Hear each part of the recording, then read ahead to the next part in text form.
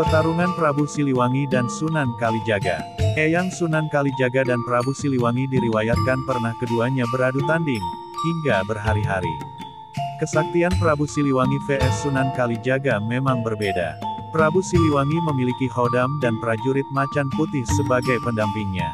Selain Sunan Kalijaga vs Prabu Siliwangi, kesaktian para ksatria Cirebon utusan Sunan Gunung Jati juga turut diuji dalam pertempuran itu.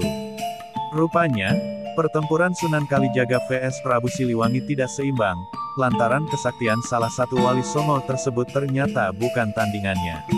Sedangkan Sunan Gunung Jati, tidak turun langsung dalam pertempuran melawan kakeknya tersebut. Meski dia mengemban misi mengislamkan Prabu Siliwangi.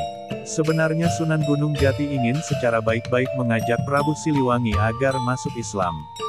Namun, ternyata hal tersebut tidak bisa berjalan mulus. Hingga akhirnya Sunan Gunung Jati mengutus Sunan Kalijaga bersama sejumlah rombongannya. Namun, Prabu Siliwangi ternyata tidak mudah ditaklukkan.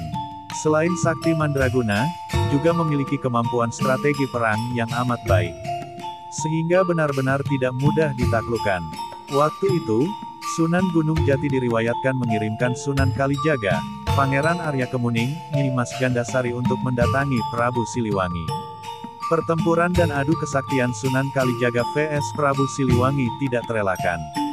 Namun, rombongan dari Kesultanan Cirebon tersebut berhasil dipukul mundur.